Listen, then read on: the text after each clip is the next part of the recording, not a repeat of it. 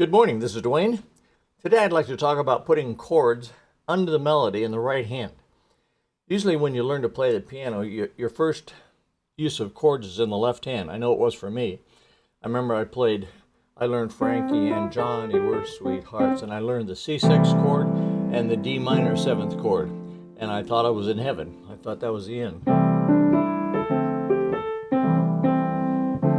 And then gradually I learned to swing bass and that sort of thing. You get into it gradually, of course, but it's usually left hand based. But after you do that, you can add so much to your right hand, to the fullness of the song, if you put the chords in your right hand as well. Let me illustrate. If I'm playing, say, Moon River,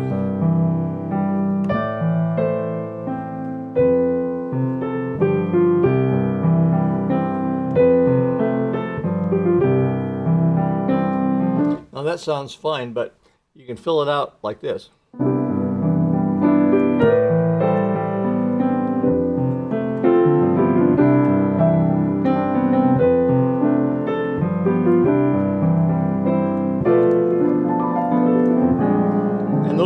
that run there, I just took that chord that I was playing, B diminished 7th, and ran it up the keyboard a couple octaves and back down.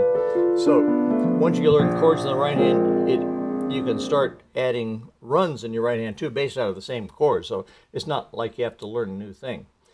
And this applies to all styles. Let's say you're playing a little jazz.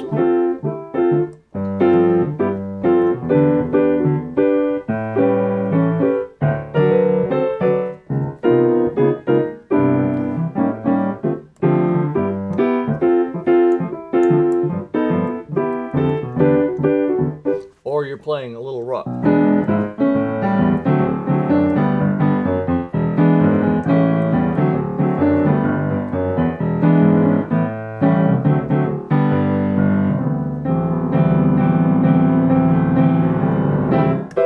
And so on like that. Or maybe you're playing Over the Rainbow. The principle is the same. You get the chords under the melody. So whatever your melody is, put chords under it. Say your melody is Over the Rainbow. So you have to figure out what chords you're using in your left hand and match them. If you're using a C chord there, then you have to put the C chord in your right hand. And of course you can put in color tones later. Color tones are chords like notes like 6 and 9ths and so on, which I do a lot of, but if you're just starting out, then just play the basic triad under the melody.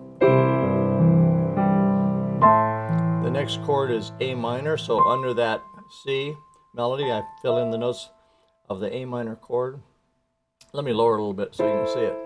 The next chord is E minor, so instead of playing just B, I play the E minor chord. The next chord is F, so instead of just playing C, I'm playing F chord. The next chord is G7, so instead of playing just A, I play the G7th chord. And the next chord, say it's E minor 7th. You put in the notes of the E minor 7th chord under the melody. Now, there's various ways to do that. You don't have to play them all at once. In other words,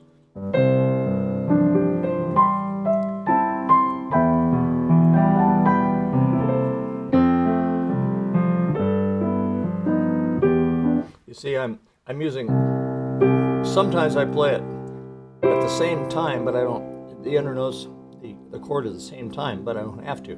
I could play them separately, like I could go.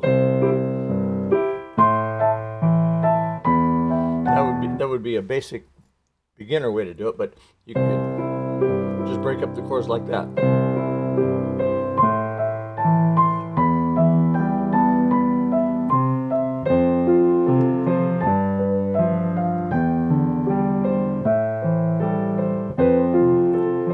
Sorry, I blew that.